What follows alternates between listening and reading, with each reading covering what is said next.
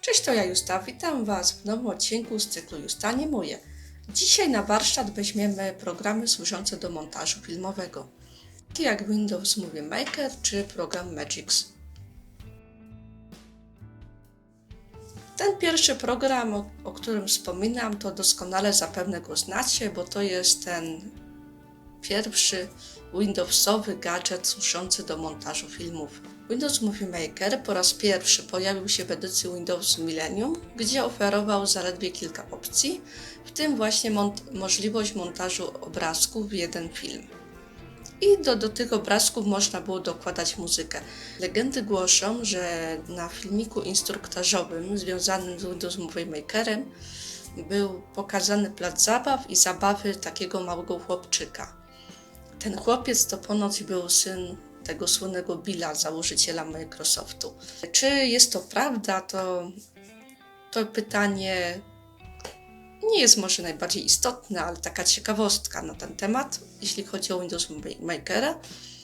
I ja na tym filmiku pragnę Wam pokazać już na najnowszej prawie że wersji tego programu, jak można używać go do tworzenia animacji.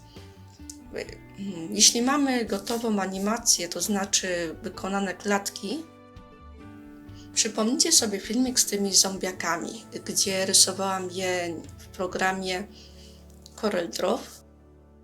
Jeśli chodzi o Windows Movie Makera, to żeby otrzymać iluzję ruchu naszego bohatera zombiaka, to czas trwania klatki jednej w tym programie należy ustawić na wartość 0,16, czyli 16 setnych sekundy. Wtedy w tym przypadku otrzymamy bardzo fajny, płynny ruch. Oczywiście Windows Movie Maker oprócz montażu obrazków można też nagrać lektora do filmiku i dać jedną ścieżkę dźwiękową. Czyli jest to taki program, jeśli możemy go użyć do montażu naszych dzieł, niestety nie będzie nam łatwo nagrać na przykład dwóch głosów aktorów, tylko jednego. O wiele lepiej sprawdza się nasz program Magix, którego ja obecnie używam. Ten program oferuje nie tylko nagranie jednego aktora, ale także wiele nagrań. Możemy dodać oczywiście ścieżkę dźwiękową, dodatkowe efekty, bo program ten posiada kilkanaście ścieżek, gdzie dodajemy nagrania wideo i nagrania dźwiękowe.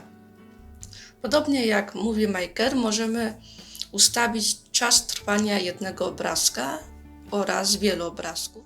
Zmieniamy sobie na wartość 0,1 dla sekundy i jeśli mamy masę obrazków wykonanych wcześniej w programie do animacji, to zapisując ten film potem jako wideo, na przykład mające 24 klatki z rozdzielczością na przykład 4K, w przypadku tego programu mamy możliwość zapisywania na kilkanaście formatów, nie tylko na MP4, jak w przypadku Movie Makera.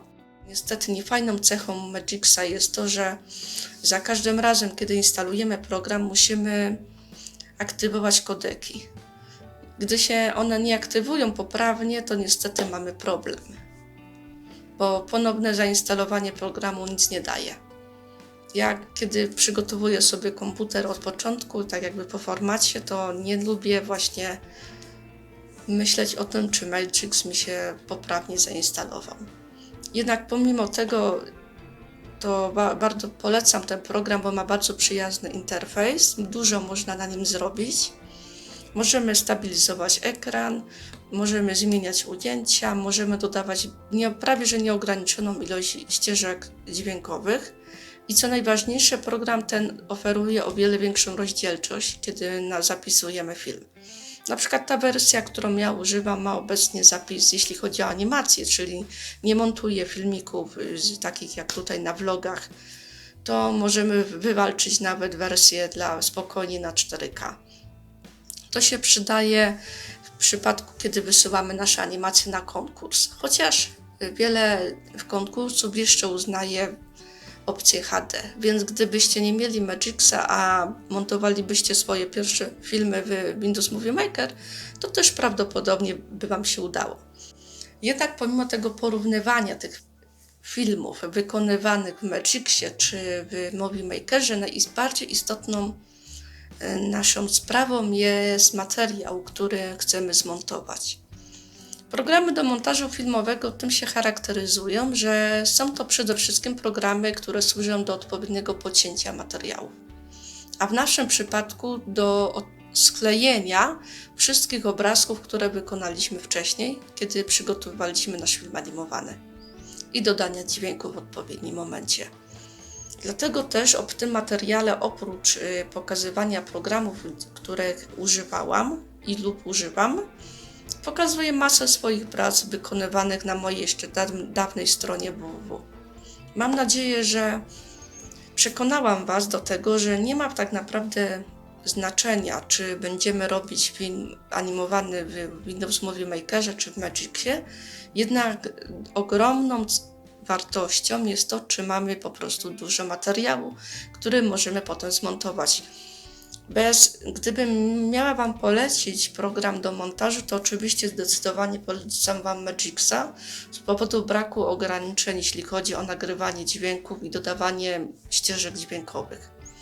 Bo jeśli chodzi o sprawy graficzne, to widzicie, że tu jest kwestia tak naprawdę zapisania obrazków w odpowiedniej wartości, żeby one po prostu szybko migały przed oczami i był efekt ruchu, czyli tego kalejdoskopu, tego wrażenia, bo końcowy film zapisze nam program po prostu jako najbardziej standardowe 24 klatki lub 50 lub inną wartość, jeśli chodzi o Magixa, ale nie będzie filmu animowanego, jeśli wcześniej nie wykonamy obrazków. I tyle byłoby ode mnie w tym vlogu na temat programów do montażu.